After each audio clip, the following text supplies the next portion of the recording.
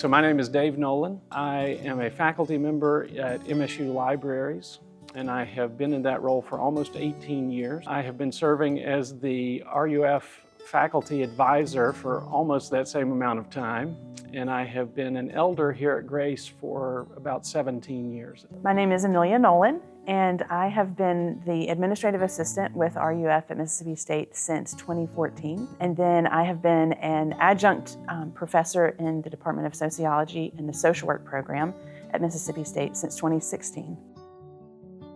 So I went to the University of Alabama. I got there in 1998. And for my freshman year, I felt very untethered to the church. I just could not find a good fit.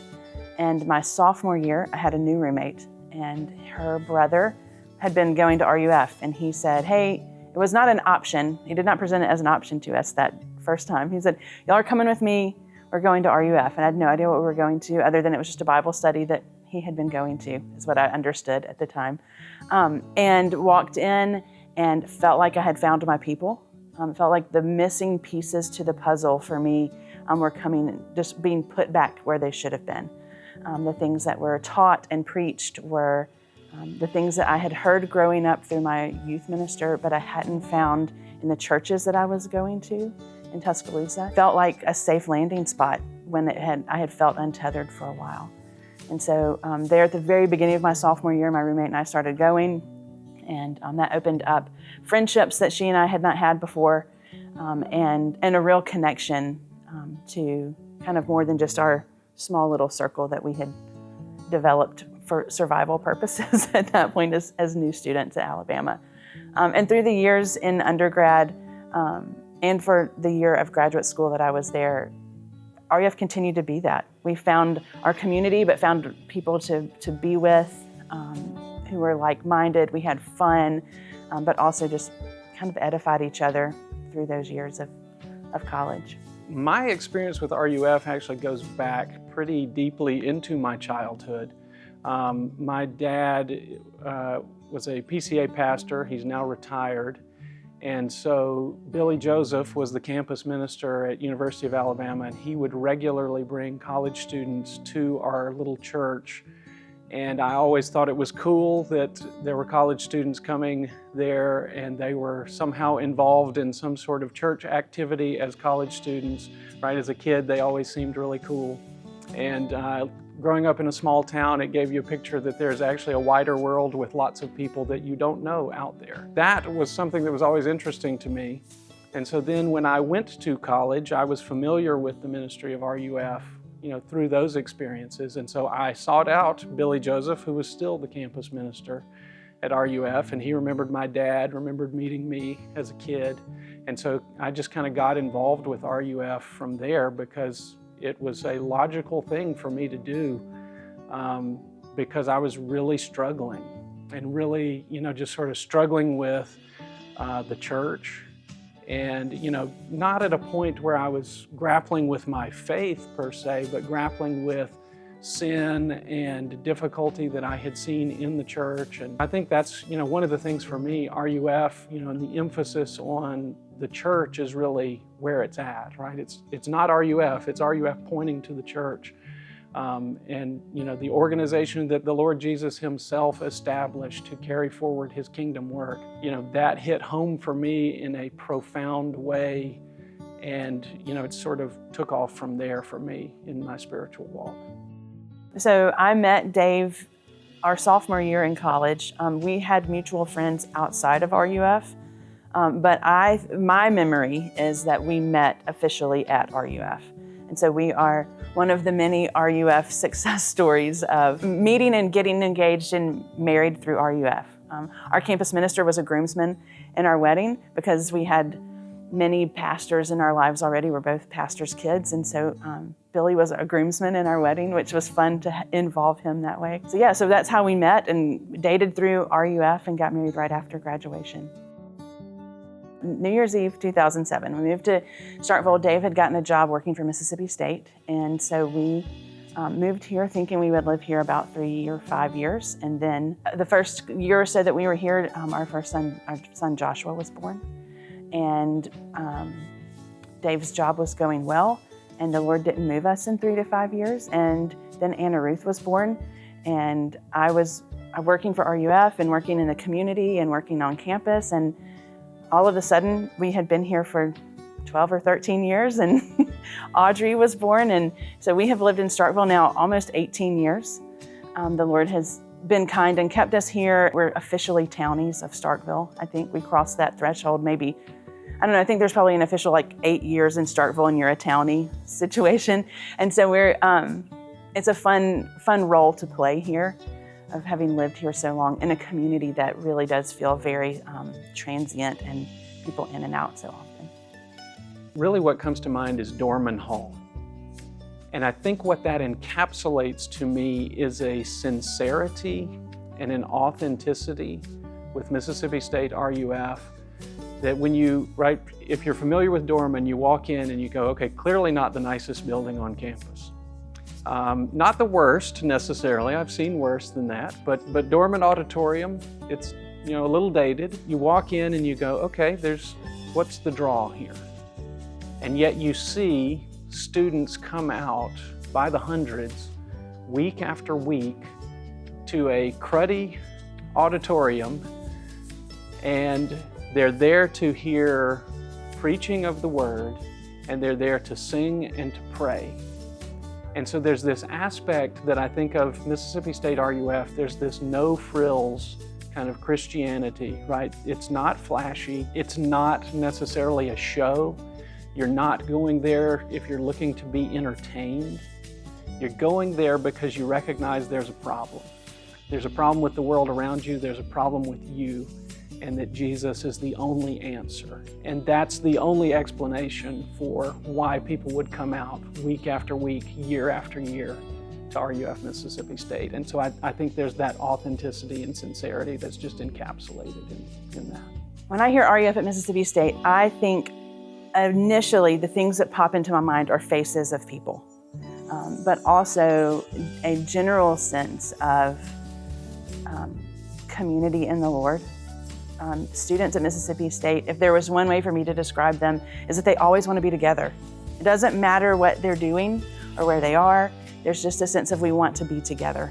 And so when I think of Mississippi State RUF, that's what I think of just a desire to be together, to care for each other, to laugh with each other, to cry with each other, to play sports, watch sports, just all of those things. And so different people and faces certainly pop up from my interaction with RUF at Mississippi State, but I think mostly it is that desire to always be together. So I didn't necessarily come to Mississippi State with the goal of becoming the faculty advisor for RUF Mississippi State. But I was having a conversation at one point with Nathan Turquie, and it would have been early in 2008 as we were just kind of getting to know one another. And he kind of looked at me and he goes, so you're a faculty member on campus? I'm like, yeah. And he's like, so you have an office on campus, right? And I was like, well, yeah. He goes, how often are you at that office? And I was like, well, pretty much Monday through Friday, 8 to 5. I'm a 12-month faculty member. I'm there year round. And he kind of scratched his chin and he was kind of looking away. He goes, so if I were to come by your office at some point, I could find you there. And I said, yeah. And he goes, so if I came by and I had a piece of paper that somebody needed to sign officially, you could sign that as a faculty member. And I was like, what are you talking about? And he goes, I just need a faculty advisor for RUF and I need somebody I can locate regularly. And so with that bar, being so low, he was like, surely you will do. And I was like, well, yeah, this seems legitimate. I mean, I'm familiar with the ministry of RUF. It meant a lot to me as an undergrad student. I would love to help with that. And so he was like, okay, he goes, I'm gonna set you up as the faculty advisor. He goes, this is in the era of paper forms. So he had to walk them by my office and we would sign it to reserve, Dorman Hall and to have various activities for RUF on campus and that sort of thing. And then I realized even more excitingly in my promotion and tenure process, this counted as university service. And I was like, oh yes, I was like, please, I want to be RUF faculty advisor. This will be great. This will be mutually beneficial. And so from that very, sort of spiritual beginning. That's how I have been RUF faculty advisor now, going on 18 years. There's an exciting piece of it to be here this long and to see so many transitions is you really get a feel for the continuity of the kingdom and the kingdom work, right? Because you have different people, you have different personalities, you have different gifts, and yet the work always continues. Even in moments where we have had semesters, right, where we're in between campus ministers and things like that, large group is still happening, right? Students are still engaging in ministry and being ministered to, and it's only accountable to the work of the Spirit and the work of Christ in His kingdom going forth. Because if this were a human-driven organization, RUF at Mississippi State would have fallen apart long ago and we'd never be talking about 50 years at MSU. So I think that's an exciting piece of it to me, to see that happen not just once, but over and over again with every transition. People will say, oh, is RUF going to be okay at Mississippi State? We don't know who the campus minister will be. And yet every single time God is faithful to continue that good work. Brian Sorgenfrey called me in 2014 and said, I need some help. I was like, okay, what can I do to help you? And so if we sort of back up from there, even one of his early interns, when Brian first got here, he had 2 interns, if I remember correctly. And then the next sort of cycle, there's only 1 intern. It was him and 1 intern. She reached out to the ladies of the church. Her name was Karis Tucker. Karis reached out to the ladies of Grace and said, I cannot do this by myself. There are too many girls. There's too much need. Would you all help me? And Karis started a small group Bible study that she called Life Skills. And it involved having a lady from the church come each week and teach something to the girls. And so she talked Susan Felker into hosting that. And so it was things like Susan taught everyone how to make her chocolate chip cookies one week. There at the time was a lady in the church who was a nutritionist, and so she came and talked about meal planning and those sorts of things. And then there was also someone there who helped to facilitate sort of a Bible study part. And this small group had 40 to 60 girls in it every week in this house, and I got to be a part of that. And so from that, I got to know a lot of the girls who were involved with RUF and continued helping lead that small group for several years after that. It lived a life of its own through multiple generations of MSU students. And so that is how I was already kind of involved with RUF some. And the Sorgenfries were dear friends of ours here. We were in the same age and stage of life with kids the same ages. And so we were calling early in the morning or late at night or whatever, asking like, what do we do with these children situations often. And so Brian just said, I need some help, and you're already helping with RUF, you know RUF. Would you consider assisting me in sort of moving through ministry? And what had happened is that RUF had grown dramatically, and Brian and the interns were doing a fantastic job. But he was having a hard time, as one does with a large ministry, balancing administrative and ministry, direct ministry to students. And so he was encouraged to get some help. And so we, along with another campus, Mississippi State and another campus, were guinea pigs for this role of let's try this out and see if this is something that if we could take some administrative burden off of our campus minister, if that would free him up to feel more prepared in preaching and in counseling and in meeting with students. And so that kind of became my role. It was very trial and error. It was sort of this like, no, wait, tell me again what that means. And so it involved a lot initially of just sort of walking through Brian's day and week and what were things that I could take off of his plate reasonably that would free him up to have more time with his family or have more time with students or have more time in the Word. And so that's kind of how it started.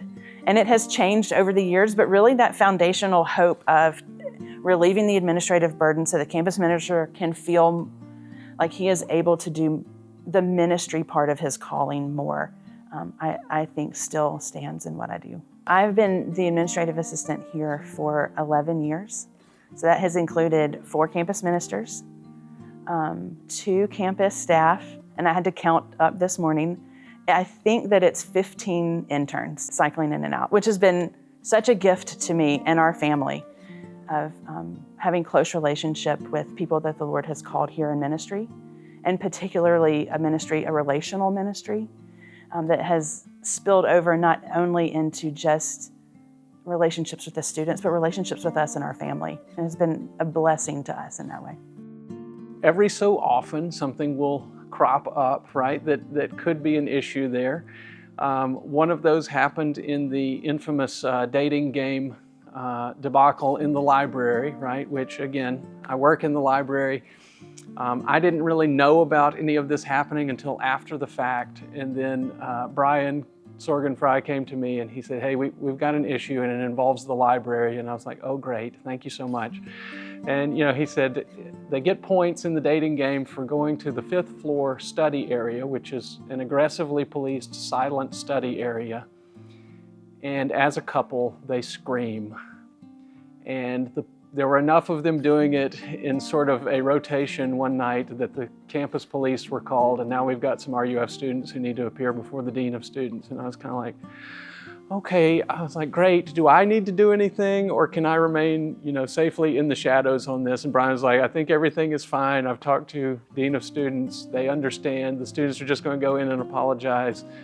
And I'm thinking in my mind, what am I going to have to tell the library administration if they're coming to me and going, you're the faculty advisor for this group. Why are they in the library doing this? And so Brian and I had a hilarious conversation talking about, if there are things that the students are planning to do on campus, as faculty advisor, I'm more than glad to sit down and look at that list beforehand and go, yeah, this is going to cause us a real problem. Let's X this one out. And so, that was just one of those moments that, looking back, is pretty funny, but felt a little, chest tightening in the moment. So in all the people that I've gotten to work with, that RUF has brought here and the Lord has orchestrated here at Mississippi State RUF, there are lots of different personalities, lots of different leadership styles, lots of different strengths, lots of different experiences. But what has been so fun from my perspective is to see if there's a campus minister here who is the fun bringer, the Lord brings interns here who are like fun havers, if that makes sense. And if we have an intern who is definitely a gatherer and a big personality, the Lord has been kind to also bring a co-intern who's like chill, right? And so it has been really great to watch how in the Lord's sovereignty and understanding what Mississippi State needs in those couple of years that maybe interns would be here, and how that crosses over with campus staff and with campus ministers. It's been perfect matches. Things that we did not orchestrate, right? That couldn't be orchestrated through paper and applications and those sorts of things. The Lord's been so kind to orchestrate, this is what these students need now, and so I'm bringing these people here. And so we do have fun bringers and fun havers and gatherers and chill people all mixed in where they needed to be. Because we are longtime residents of Starkville and longer living in Starkville than working for RUF, our interaction with RUF at MSU started at church. It started at Grace Pres. Just getting to know students who were in worship with us every week, to once we had kids, our son thought that RUF students were the greatest thing ever. And in fact, as soon as he was able to really articulate it, he asked to quit going to children's church in the nursery because students were in worship and he wanted to be with them. It was a conversation with a 3-year-old who said, I don't want to go with the other kids, I want to stay with the students. And so he did that, and he still, to this day, has been ministered to by students from the time he was little until now. We have had students love our family and our children through the church and through RUF in ways that would not happen if we didn't live in a college town. Girls have come to our house and done hair for pageants for one of our girls. They have run carpool for us. They were afternoon help for us when I taught a class that went past carpool pickup. And so students would pick Joshua up from school and hang out with him. And he thought it was, he was the coolest kid in town because there were college girls picking him up from school and hanging out with him and taking him to get Chick-fil-A or taking him to campus. He was it because of those girls' attention and because of their love for him. He has had students play pranks on him. just randomly. There was a student who lived down the street from us who was very dear to us and spent a lot of time with Joshua, playing video games with him and just sort of mentoring him through the tough, 9, 10, 11, 12-year-old years of a boy. And it snowed one weekend, and I got a text from Walker that said, "Hey, would you send Joshua out to check your mail right now?" And I said, "Sure." Trusted him completely. Whatever, if that's what you want me to do, okay. And so I told Joshua, I was like, "Hey, I need you to get your shoes on and go outside and check the mail." And he looked at me weird and was like, "Just do what I ask you to do." And so he went outside, and Walker was hiding in the bushes by our mailbox with a laundry basket full of snowballs and just absolutely destroyed him with snowballs. And for a 13-year-old boy, to have a college guy think of him and want to have fun with him and choose to do that when he could have chosen to do a million other things, that is instrumental in the lives of our children. Instrumental. I've shared this often, that when Joshua was probably 4 or 5 years old, somebody asked him, what did he want to be when he grew up? And he said, "I want to be a policeman, I want to be a ninja, and I want to be an RUF student." And that was his understanding of what people did when they grew up. And what a gift to us, right? What a gift to parents that students who are just living their regular lives, but faithful to the Lord, end up ministering to our kids in ways that we never asked them to. But because they love the Lord, our kids love the Lord more. And so we are so grateful. One aspect of this for me, I have mostly grown up in churches that were not in university towns. And then in my adult life, I have mostly been in churches in university towns. And it has been so exciting to me to see the overlap between the church, the local church, and RUF, and being able to have really a front row seat for what God is doing in both of those groups here in Starkville over many years. One thing that I love about it is that every year, there's a regular cycle here of life in Starkville. And the seasons kind of operate, right, in a certain way. And Starkville is a great place in the summertime. It's so quiet. And then you start thinking, you know what? It'd be really nice if we had an injection of life and excitement and something kind of changing things up around here. And boom, here comes the fall semester. And every fall, here comes a new group of students who are coming in and engaging with RUF and then engaging with the local church. And I think something that I've been so encouraged about as an elder in the local church is seeing the local church really embrace this role of a sending church, and a different type of sending church, right? Like some churches, in that traditional sense of a sending church, really bring people in from the local community and disciple them and then send them out as missionaries, to the far corners of the globe. And we do that in a different kind of way because God sends us people every 4 years. Every single year, right, we're getting them for 4 to, depending on their degree trajectory, 6, maybe 7 years sometimes. And we get the chance to pour into them and to engage with them and involve them in the life of the church. And that injects life into the church because we can do so much more ministry because they're here. And then we have this bittersweet moment where we're guaranteed that they are going to leave us. And so we get to the privilege of knowing them and walking alongside them and walking with them for a defined amount of time before God sends them out elsewhere. And they go into other churches around the country and around the globe and become deacons and elders and Sunday school teachers. And you see God working in them, working out sort of the fruit of the work that began here at Grace. And that's so exciting. And then, we get little slivers of seeing things where students who were here before come back. I think one of the most special parts of my job is that I get to witness firsthand how the RUF staff prays for students. And so I remember as a student on ministry team at Alabama, before the semester would start, Billy Joseph, our campus minister, would bring this pile of paper that had names on it.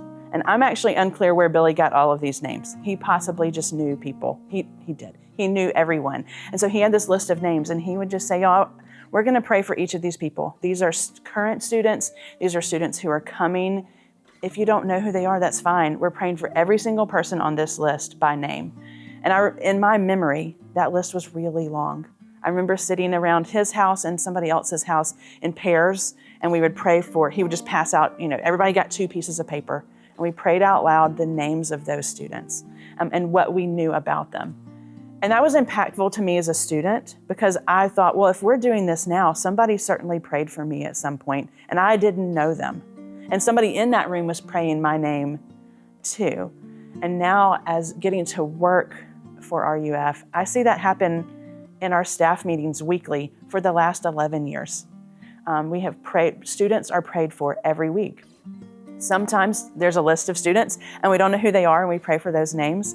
And then it's really sweet to watch how that relationship goes from, this is just a name on a list, right? We got a list with some names, or we met this person one time for 5 minutes, maybe at an orientation, to all of a sudden, we know this student now, and we're praying specifically for a need that they've been willing to share. And so watching how relationship has moved from a name on a list to trusting us enough to pray for them has been a really sweet thing. That has happened no matter the intern, no matter the staff, no matter the campus minister here, is a willingness to love students enough to pray for them from beginning to end.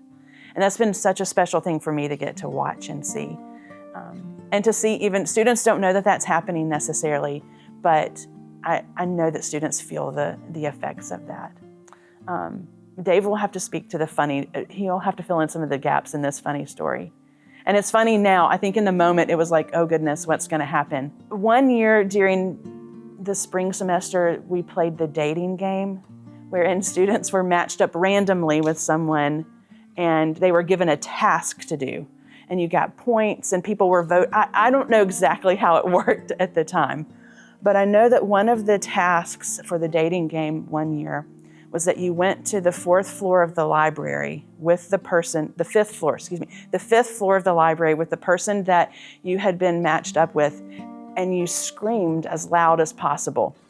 And you got points for completing this activity, which is all fun and good, except that the police were called because people were screaming like bloody murder screaming at the top of their lungs from the library. And my husband, Dave, is the faculty advisor, and so of course was also involved in sort of fixing, it just became a sort of this thing, right, of like, we have to smooth this over a little bit. And I think in the moment, right, as adults, we were like, what in the world?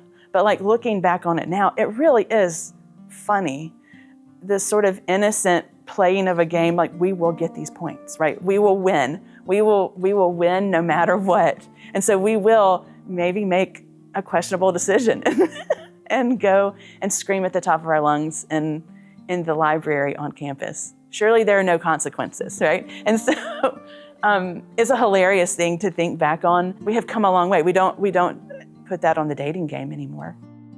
But I also think that leads into a conversation that I think is important about Mississippi State RUF, and that is the relationship that we have with the university.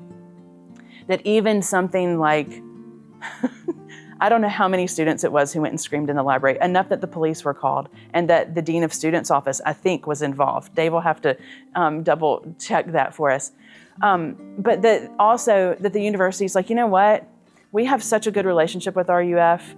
RUF has always done what we asked them to do. They've jumped through our hoops. They've jumped through the hoops when we set them on fire, right? Like always willing to do whatever, always been respectful.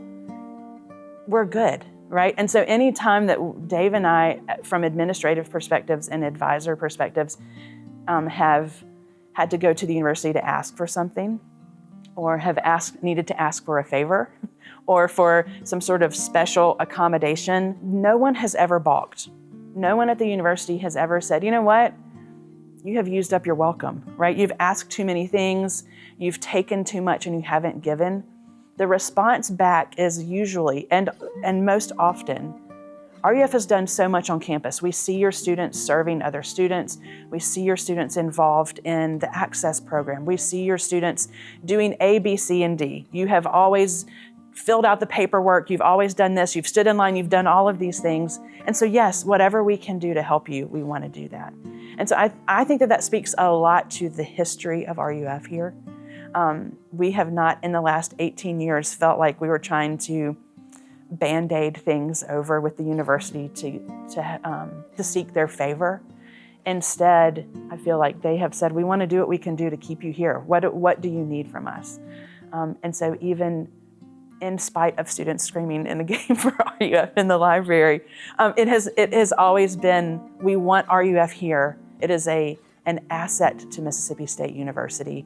And so what can we do to keep this relationship on the up and up? One thing that I love about living in Starkville is sort of the hilarious combination of small town and large research university. Because if you're living in a town in rural Mississippi of about 20,000 people, 9 times out of 10, you're not going to have opportunities for your kids to go see the Russian National Ballet come through. But yet, Starkville offers that. You get to do that, and then also you're walking through the pharmacy and the pharmacist goes, hey, congratulations on the new baby. And you look around and you go, oh, he's talking to me. He knows that we just had a baby. And I'm just popping in here, right? This is small town America at its best. And so I love that piece of it, is that you get to enjoy sort of the best of both worlds. There's always something to do, even though we live in a small town. Yeah, and I think it's been helpful to us because I set a limit when we moved here. I told Dave I can never live somewhere smaller than Starkville. And I hold to that request that this is as small town as I can go. I grew up in Birmingham and said this feels small. But I do think that because of the university, it also feels very international and very involved. So we are able to go to concerts on campus and lectures on campus and international fiestas on campus. Having the ability to have access to the things the university brings in has been helpful for it not to feel too claustrophobic to me. That has also allowed us to have bigger circles of friends. Because the university brings in all sorts of different people, especially when our kids were young, in our age and stage. We have been able to meet people through the community that maybe in a small town, if the university weren't here, Starkville wouldn't have that pull, right, and that draw. And so we're grateful that it did, so that we could have community outside of just our neighborhood even. I think that this reunion weekend and this anniversary has been a great example of a picture of how Jesus is more precious to me now than before, of getting to be reminded that Jesus is the same.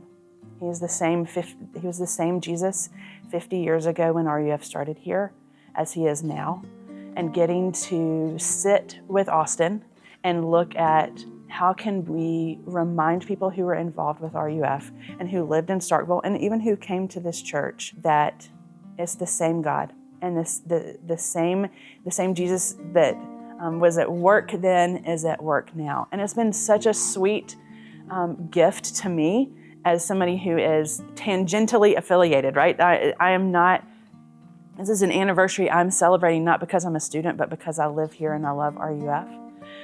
But a sweet picture of the Lord bringing his people together at different times in different places, crossing paths at different times, and relationships building there, and then people going out.